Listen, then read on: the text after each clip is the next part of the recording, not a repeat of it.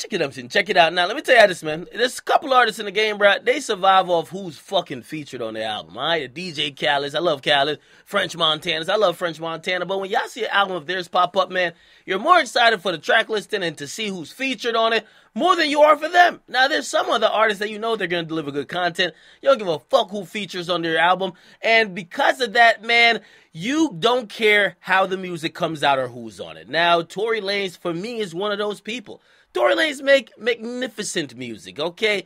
By the way, he gives other niggas hooks and verses that are super dope. So when I see Tory Lanez putting out his own project, I don't give a fuck who's the feature. Now, of course, a couple of features could stand out. If you get a Jay-Z, that could be dope. If he gets a Drake, that could be dope. Shit, if he gets a Nicki, that could be dope too. But here's the thing. Because he was supposed to have a Nicki feature on one of his songs, a song called Shooter, which is fire, by the way, and she's not on the final song. But he explains that, bruh, after he tried to give her some critique, Nicki said, man, take my verse off your fuck-ass album, nigga. I ain't trying to be on your shit like that. Now, this is what he said verbatim. He says, yo, she was on the record, and I was telling her something about a verse. I wasn't saying it was bad or nothing. Her verse was incredible, and I'm also a huge Nicki fan. But I was telling her something that it may have came off like, come on, man, I'm texting her. And it may have came off in a different way. She probably read it differently than I said it. I think it may have came off like I was a little bit arrogant. And I kind of said something about her verse that I shouldn't have. And she said, well, nigga, it ain't that serious. Take my verse off the thing. We was like, all right, I love Nicki Minaj when it comes down to the music and the whole thing, but I'm not a reacher. Once a nigga says quiet, it's quiet. I'm fine with that. I'm a great musician. Maybe in the future, and the time's right, we'll do something that's right that we'll both feel comfortable with. Now, listen, my only problem with Tory Lanez is that he's telling a story. Tory, we don't give a fuck, bro. Okay, she didn't make the track, she didn't make the track. You're actually embarrassing her now, because you know what I'm thinking?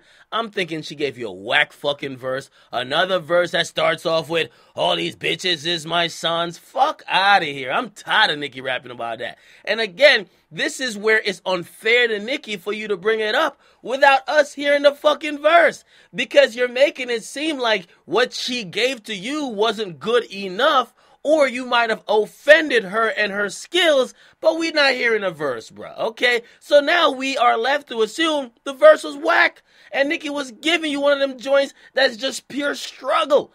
So again, I am glad that Tory bossed up and said, yo, I'm going to critique you being on my album. You have that right. I think everybody had that right. I don't care if Jay-Z give you a verse. You should be able to text that nigga back and be like, bruh, them couple lines down here, I don't know if they would deliver right. And then maybe he says, fuck you, nigga, I ain't changing it. But at least you have that conversation because it's your project. And at the end of the day, you could choose to keep it or not.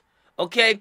However, speaking on it on an interview and continuing to let it be public, people are going to continue or start the narrative, or at least I will believe the narrative, that she gave you a whack-ass verse, bro.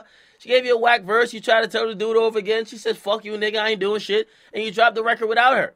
So that's why you shouldn't have spoke on the verse unless you're going to release the verse. I don't matter if you rapped about it, but don't actually be doing interviews because it be making it look like, number one, you're arrogant. Number two, it makes it look like you're trying to like embarrass her. Okay, get a comment box, you guys like and subscribe. Boys Akademiks, what do you guys think about this? Do you think he should have done interviews talking about it? Or do you think, yo, he's well within his right to speak on the process of creating his album? Boys Akademiks, make sure you guys like and subscribe. I'm out.